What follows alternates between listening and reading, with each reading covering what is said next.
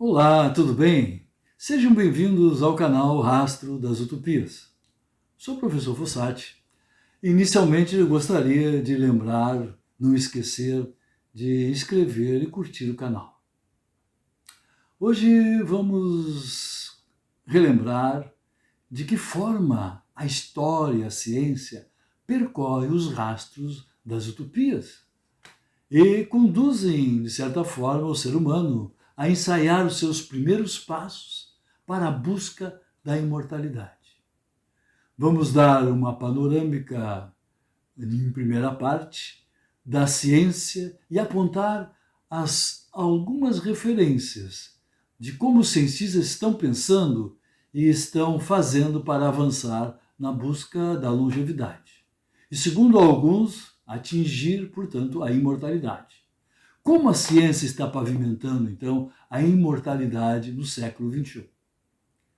Harari, na sua obra Homo Deus, nos diz que a guerra contra a morte será uma das razões da ciência no século XXI.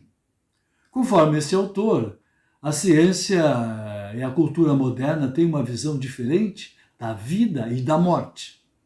Não pensam nesta última, a morte, como um mistério metafísico. Não a veem a morte como um determinismo da vida. Na verdade, para a pós-modernidade, a morte está sendo entendida como um problema técnico que pode ser e deve ser resolvido, segundo eles, pela ciência. O tema imortalidade sempre foi considerado uma utopia, uma preocupação, como já se viu, que vem de muito longe.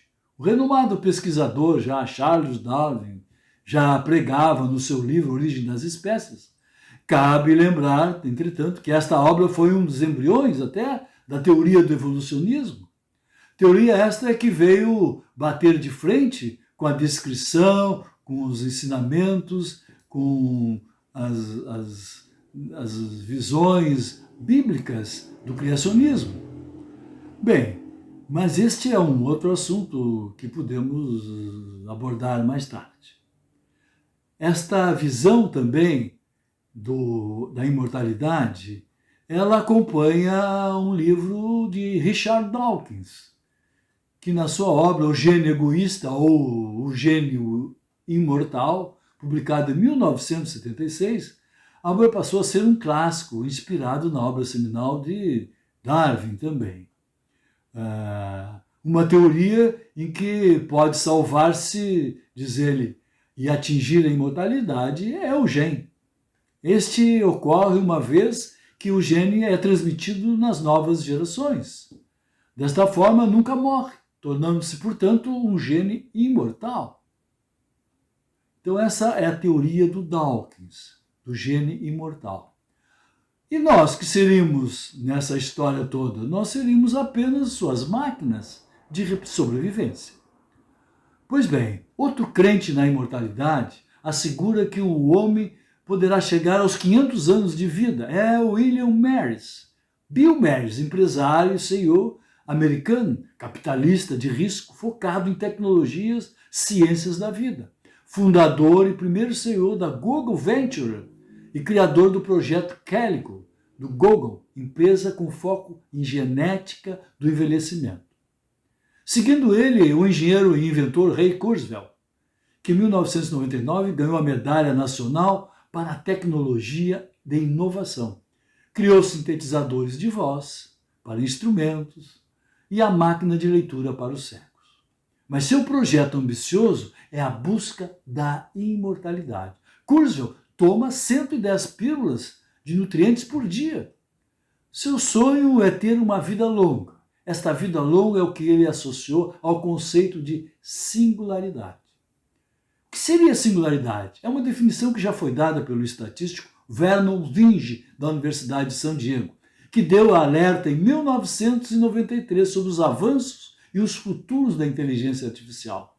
Singularidade refere-se a uma forma de um termo único, um acontecimento diferente de outros acontecimentos e, portanto, singular.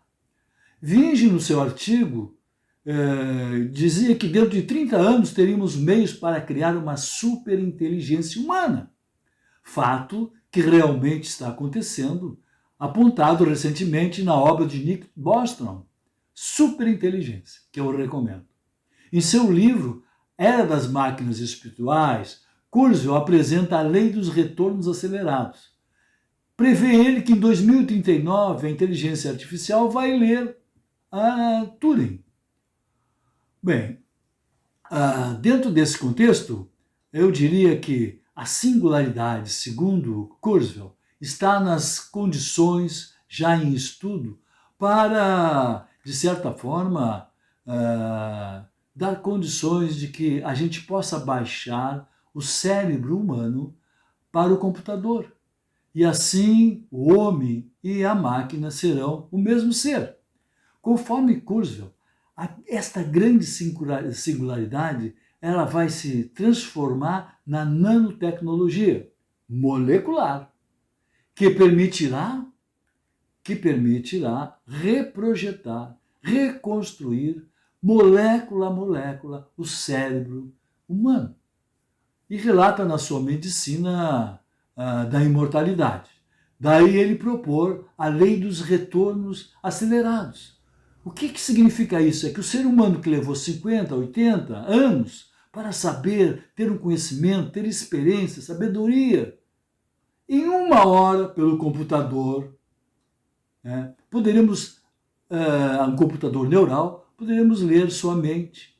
Tudo que ele levou um século para armazenar, 80 anos para armazenar. Relata a história recém-criada, não é? Praticamente de ficções, não é? Mas é uma ideia de que ele diz ser possível escanear a mente humana e ler num computador, né? De forma que possa ter nas suas mãos aquilo que realmente levou séculos e séculos para ser descoberto, para que seja desenvolvido em experiências e tudo mais. A ideia de que os humanos vêm duplicando a idade média de séculos em séculos, ela é bastante razoável. Nem todo mundo, evidentemente, seria uma média universal essa ideia, né? Mas aponta uma perspectiva de vida para o nosso século que possamos chegar aos 150 anos em 2100. Nesta sua obra, Medicina da Imortalidade, Ray Kurzweil escreveu juntamente com Ter Grossman, ele aponta 3 pontes para o futuro. Essas pontes são muito relevantes na sua obra. A primeira ponte diz o seguinte: é um programa de longevidade. Propõe terapias e orientações para ficar mais saudável e, principalmente, alimentação e exercício físico. A segunda ponte seria a revolução biotecnológica, aprendizagem do nosso código, nossa biologia, o que permitirá deter o envelhecimento. E a terceira ponte seria a revolução nanotecnológica e AI, inteligência artificial, que permitirá reconstruir o nosso cérebro em nível molecular, contrariamente ao que coloca Harari, autor da obra Homo Deus. De novo eu trago ele aqui, porque ele parece que tem uma visão um pouco mais pé no chão com relação a isso. Mas a ideia seria ir destruindo este pensamento da utopia da imortalidade. Vejo que Harari, ele pensa diferente, bem diferente com relação a essa tese prematura que ele considera de alcançar a juventude eterna em 2100. E cita com relação a isso uma série de problemas que nós iríamos nos deparar. Deverão advir problemas de relação social, problemas familiares, problemas profissional, de emprego, relação pai e filho, né? E seria a mesma coisa que reinventar o novo. E mais, como se ficaria um mundo religioso diante de tudo isso, não é verdade? Veja, o festejado escritor Jorge Luiz Borges diria em seu conto O Imortal, no primeiro Aleph, ser imortal, diria ele, é insignificante. Todas as criaturas o são, pois ignoram a morte, o divino. Agora, o terrível, diz ele, o incompreensível, é se saber imortal. Borges tinha essa tirada porque realmente, às vezes, alguns pensam que são imortais, não é? Bem, entretanto, a gente nos perguntamos às vezes, será que não existe outras espécies que sejam diferentes das nossas?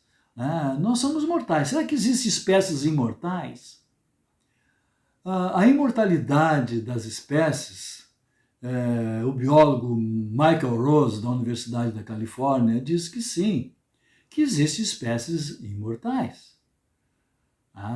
As espécies mortais, por exemplo, se reproduzem sexualmente, e as espécies imortais que se reproduzem sem sexo. A hidra, por exemplo, é uma espécie imortal, vive na água doce, é uma hermafrodita e pode se regenerar. A mesma coisa ocorre com a medusa, que é imortal, aquela medusa aurélia, que se reproduz nas águas do mar. As planárias, que são vermes assexuados, também são imortais, entre tantas outras. Mas tem as espécies com maior longevidade. As árvores longevas, por exemplo, de 5.000 anos.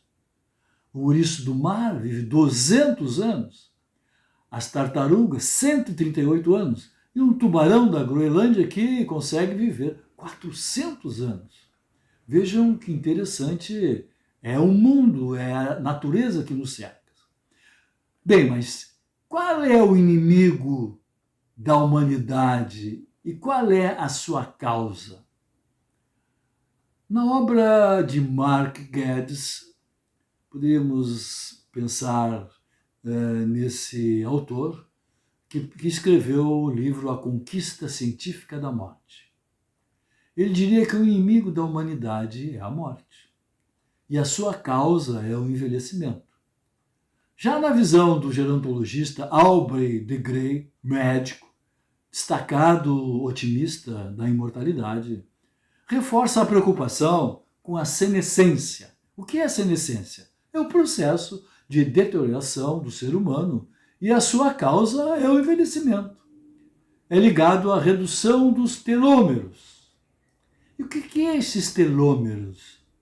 Esta é uma palavrinha mágica que apareceu e que nós vamos trabalhar muito com ela no próximo vídeo também.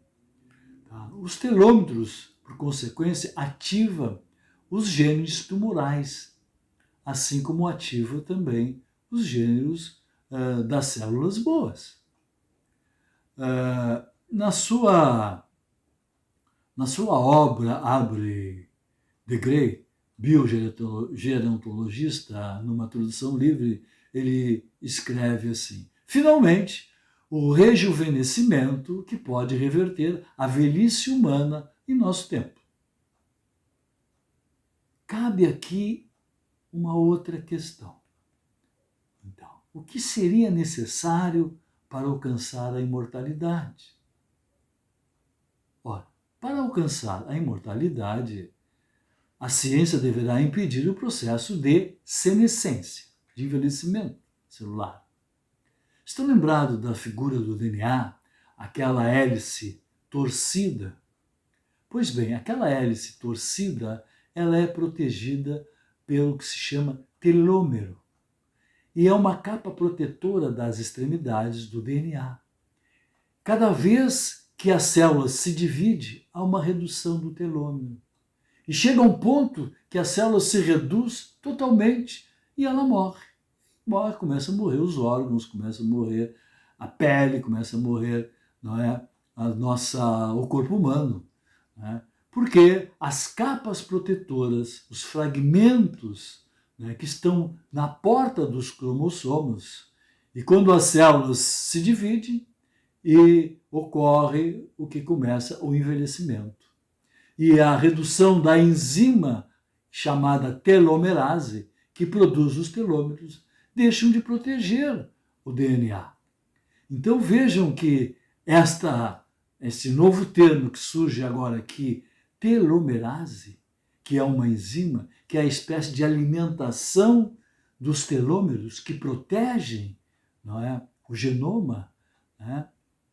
Esta enzima, ela alimenta também tanto as células boas como as células cancerígenas. E é muito mais eficiente naquelas células cancerígenas que não sofrem estresse, como as nossas células que sofrem estresse, de problemas de raio de sol, de frio e tudo mais. Então, qual seria a solução? Uma das soluções propostas seria administrar a enzima telomerase para criar novos telômeros. Entretanto, como nós vimos, tem consequências, porque ela fortalece também as células tumorais, e nós vamos ver isso. É preciso destacar que o ser humano está sempre desafiando a natureza. E isso aí, muitas vezes, paga um preço muito alto por seus desafios. E o ser humano sempre vai buscar na natureza a curiosidade, vai despertar aquilo que está oculto, que está adormecido na natureza, para ver se descobre alguma coisa um pouco mais além do que aquilo que ele já conhece. No livro Sapiens Good, publicado em 1922, o primeiro livro do romance da trilogia Requiem for Homo Sapiens, propõe uma pergunta. Essa pergunta é a seguinte: o que é o ser humano? O que é o ser humano? O que nós podemos dizer o que é o ser humano? Este autor desse livro, David Sindel, né, ele foi muito feliz ao imaginar, não é, o que seria o ser humano de uma forma bastante romântica, eu diria assim. Ele diz o seguinte, ao responder essa pergunta: o ser humano é uma nós. É uma nós que não tem medo de se destruir a si mesma para se transformar numa grande árvore. Bem, esta é uma visão que nós temos de nós mesmos. Nós somos capazes de nos dedicarmos, de nos sacrificarmos, né, para um desafio que nós estamos comprando e até, de certa forma, ir aos extremos, né, e nos transformar numa grande árvore. Este pensamento é um pensamento que eu gostaria de deixar aqui, né, e agradecer, portanto, pela audiência e a participação de todos, e pedir que se inscrevam no canal e compartilhe o vídeo, dê o seu like, procure o meu site, que postei uma série de referências que foram abordadas nesse vídeo. Porque nós não podemos esquecer uma coisa: nem tudo que se diz impossível é impossível. Por isso nós estamos dialogando no rastro das utopias. Um abraço a todos e até o próximo vídeo.